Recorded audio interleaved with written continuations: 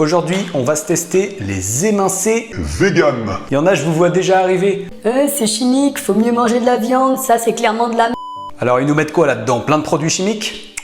De l'eau, de la farine de soja déshuilée, gluten de blé, vinaigre de cidre, huile d'olive vierge extra, extrait de levure, épices et sel de mer. Il n'y a pas d'additifs controversés là-dedans. Après c'est juste le gluten pour certaines personnes qui sont un petit peu fragiles au niveau de l'intestin, c'est pas forcément le top. Mais vu que le gluten c'est une protéine, ça permet d'enrichir le produit en protéines. Puisqu'on a autant que la viande au 100 grammes, 22%. Visuellement, ça ressemble quand même, hein. Crac! 150 grammes, ça peut faire une grosse portion, ou alors vous pouvez diviser par 2 pour un soir par exemple. Donc là en visuel, j'essaie d'être sur une petite cuillère à soupe à peu près. Un petit sopalin pour bien répartir mon huile et ça part. Je mets à fond quelques secondes et je vais rapidement baisser pour pas faire fumer l'huile, ça c'est important. J'avais fait une vidéo aussi qui rappelle les points de fumée des différentes matières grasses. L'huile d'olive vierge, elle résiste à peu près jusqu'à 180, 190. On a quand même de la marge. Je baisse un petit peu, je vais laisser à feu mi-fort quand même et on ouvre ça. Moi qui connais l'odeur du soja, ouais, ça a une odeur de soja, donc ça part. Tac.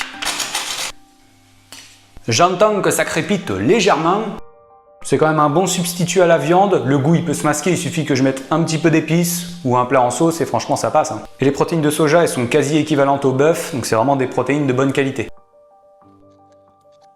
Il y a quand même de la texture, c'est pas mal. Après, c'est au niveau du goût, c'est quand même différent. À bientôt, c'était Landry.